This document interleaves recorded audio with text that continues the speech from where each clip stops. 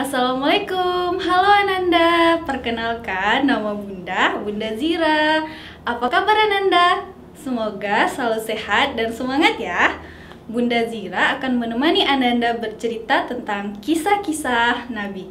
Nah, pada hari ini Bunda akan bercerita tentang kisah Nabi Adam alaihi salam. Sebelum Bunda cerita kisah Nabi Adam, kita akan bahas dulu tentang asal mula diciptakannya alam semesta, langit, bumi, malaikat, jin, setan. Mari kita mulai. Sebelum Allah menciptakan Nabi Adam alaihissalam, Allah menciptakan dulu alam semesta. Alam semesta itu langit bumi, segala isinya termasuk laut, gunung, hewan, dan tumbuhan. Matahari yang terbit dari pagi hingga sore hari, bulan dan bintang sebagai penerang di malam hari yang sangat gelap. Langit dan bumi diciptakan Allah dalam waktu 6 hari. Sedangkan 1 hari bersama Allah sama dengan 1000 tahun lamanya menurut manusia. Apabila Allah menginginkan sesuatu, Allah berfirman, kun fayakun, jadilah maka jadi. Selanjutnya, Allah menciptakan makhluk bernama malaikat. Malaikat diciptakan Allah dari cahaya yang sangat terang. Dan terakhir, Allah menciptakan jin dan iblis dari api yang sangat panas. Ananda, setiap anak pasti terlahir dari seorang ayah dan ibu. Betul tidak Ananda? Kalau tidak percaya, lihatlah di sekeliling Ananda. Teman-teman pasti memiliki ayah dan ibu, bukan? Jangankan manusia sekarang seperti kita, binatang seperti kelinci, domba, dan lainnya pun memiliki ayah dan ibu. Tapi, tahukah Ananda? Ternyata ada manusia yang lahir tanpa ayah dan ibu loh. Ya, mereka lahir secara ajaib atas kehendak Allah Subhanahu wa Ta'ala. Mereka tercipta melalui suatu proses yang berbeda dengan manusia sekarang ini. Wah, siapakah mereka? Benar sekali, mereka adalah Nabi Adam alaihissalam dan Siti Hawa. Malaikat pun berkata, apakah engkau hendak menjadikan orang yang merusak dan menumpahkan darah di sana? Sedangkan kami bertasbih memujimu dan menyucikan namamu. Allah berfirman, sungguh aku mengetahui apa yang tidak kamu ketahui. Firman Allah itu ada di dalam surat Al-Quran Al-Baqarah ayat 30. Para malaikat pun tak kuasa menentang dan mencegah Allah. Mereka patuh sepenuhnya pada kehendak Allah. Allah kemudian menciptakan manusia pertama dari tanah lumpur yang hitam. Setelah wujud Adam sempurna, Allah meniupkan roh kepadanya. Adam pun menjadi manusia pertama yang diciptakan Allah. Nabi Adam alaihissalam lalu tinggal di surga bersama para malaikat dan iblis.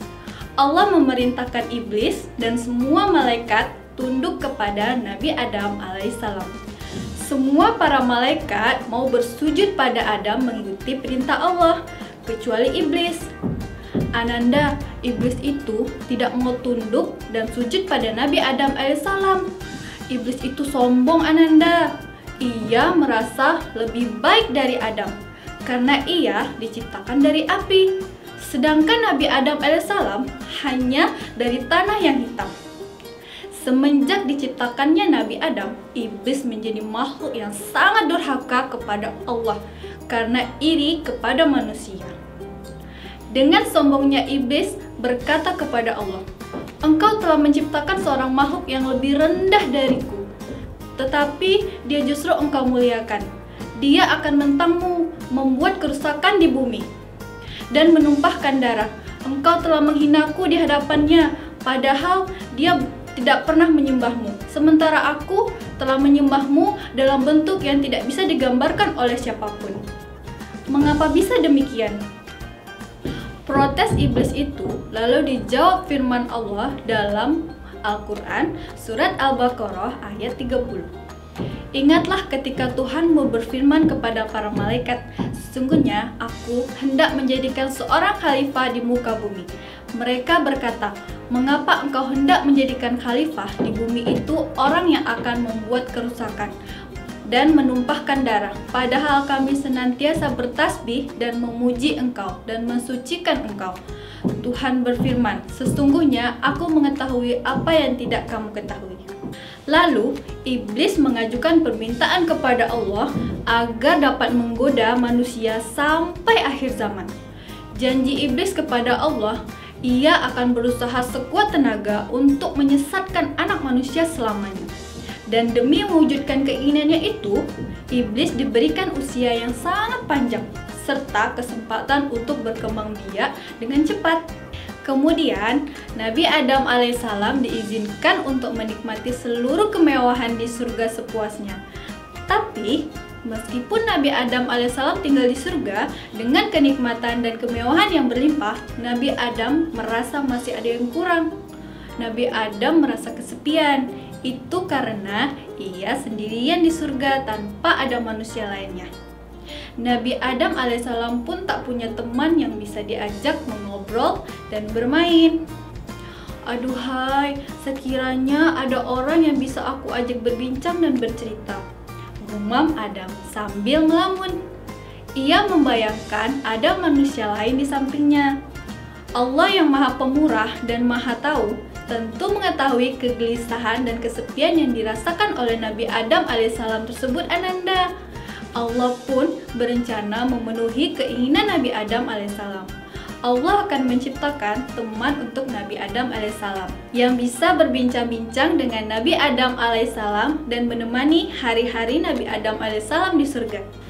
Pada suatu kesempatan, ketika Nabi alaihissalam tengah tidur dengan sangat pulas, Allah Subhanahu wa Ta'ala memerintahkan malaikat Jibril untuk mencabut tulang rusuk Nabi Adam alaihissalam. Malaikat Jibril pun segera melaksanakan perintah Allah untuk mencabut tulang rusuk Nabi Adam alaihissalam. Malaikat Jibril lalu menyerahkan tulang rusuk Nabi Adam alaihissalam kepada Allah Subhanahu wa Ta'ala. Allah kemudian berfirman, "Kun fayakun, jadilah maka jadi." Atas kehendaknya, dalam sekejap tercipta seorang wanita yang sangat cantik. Wanita itu adalah Siti Hawa. Selain cantik secara fisik, Siti Hawa juga memiliki sifat-sifat yang sangat terpuji. Kecantikan Hawa inilah yang kelak diwarisi oleh wanita-wanita keturunannya, Ananda. Siti Hawa tidak hanya ditakdirkan sebagai teman Nabi Adam alaihissalam, tapi ia juga menjadi pasangan hidup Nabi Adam alaihissalam. Allah kemudian memerintahkan Nabi Adam alaihissalam dan Siti Hawa untuk menikah. Dengan disaksikan oleh para malaikat, kedua manusia itu melangsungkan pernikahan di surga. Pernikahan tersebut adalah pernikahan pertama dalam sejarah umat manusia. Dan kami berfirman, "Wahai Adam, tinggallah engkau dan istrimu di dalam surga dan makanlah dengan nikmat berbagai makanan yang ada di sana sesukamu. Tetapi janganlah engkau dekati pohon ini, nanti kamu termasuk orang-orang yang zalim." Firman Allah di dalam surat Al-Quran Al-Baqarah ayat 35. Ananda, tahu tidak pohon apa yang dilarang Allah untuk didekati oleh Nabi Adam alaihissalam? Ya, pohon itu bernama pohon huldi. Allah melarang Nabi Adam alaihissalam untuk memakannya. Sebelumnya, iblis telah dikutuk oleh Allah karena menolak tunduk dan bersujud kepada Nabi Adam alaihissalam. Iblis pun bertekad untuk menghasut Nabi Adam alaihissalam. Aku harus bisa menjerumuskan Nabi Adam pada perbuatan dosa, perbuatan yang bisa membuat Allah murka kepadanya, pikir iblis itu. Iblis pun merencanakan segala tipu dayanya. Oleh Allah Subhanahu wa Ta'ala, iblis memang diizinkan untuk menjerumuskan Nabi Adam dan anak keturunannya. "Hai Adam, kemarilah, lihatlah pohon ini," ucap iblis sambil menunjuk pohon kuldi yang sedang berbuah lebat dan ranum. "Semua yang ada di surga ini sudah pernah kamu cicipi dan rasakan, kecuali buah pohon ini. Apakah kamu tidak tertarik sama sekali? Amatilah, buah ini terlihat begitu lezat. Rayu iblis itu Ananda. Wah, jahat sekali iblis itu ya Ananda. Allah Subhanahu wa Ta'ala melarang kami berdua memakan buah itu. Jawab Nabi Adam alaihissalam, jangankan menikmatinya, mendekatinya pun kami tidak diperbolehkan. Iblis tak putus asa. Ia terus mengerahkan segala tipu dayanya untuk mengelabui Nabi Adam dan Siti Hawa. Iblis kemudian bersumpah dengan nama Allah bahwa sebenarnya dia adalah penasihat yang baik untuk mereka berdua. Mendengar iblis bersumpah dengan nama Allah, Nabi Adam alaihissalam dan Siti Hawa pun akhirnya percaya. Mereka kemudian memakan buah terlarang tersebut. Mereka tak sadar jika mereka telah terperangkap dalam tipu daya iblis. Kemudian Nabi Adam dan Siti Hawa memakan buah khuldi tersebut. Ya Allah, ampunilah kami, kata keduanya setelah mereka sadar bahwa mereka tertipu oleh iblis. Allah mengampuni segala kesalahan mereka berdua. Tapi Nabi Adam dan Siti Hawa harus meninggalkan surga dan hidup di bumi ini. Ya, tempat yang baru dan sangat asing bagi mereka. Tapi begitulah takdir yang telah ditetapkan oleh Allah Ananda. Nabi Adam dan Siti Hawa menjadi wakil khalifah Allah di muka bumi. Mulanya, Nabi Adam dan Siti Hawa turun di berbeda tempat. Tapi kemudian mereka dipertemukan Allah Subhanahu wa Ta'ala di padang Arafah. Dari keduanya lahirlah anak-anak manusia yang kini tersebar luas dan memenuhi sudut dunia. Wah, luar biasa ya Ananda. Sekarang Ananda sudah tahu siapa ibu dan ayah pertama yang ada di bumi. Oke, Ananda, dari kisah Nabi Adam alaihissalam ini, pelajaran apa ya yang dapat diambil? Pelajaran yang dapat kita ambil adalah yang pertama, jalankan perintah Allah dan jauhi larangannya ya Ananda. Allah Maha tahu apa yang terbaik untuk kita Ananda.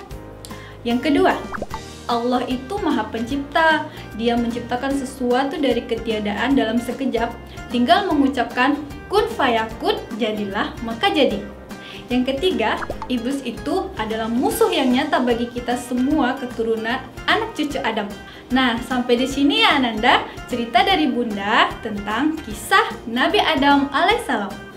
Ikuti kisah-kisah Nabi lainnya hanya di Pod Apps. Sampai jumpa Ananda.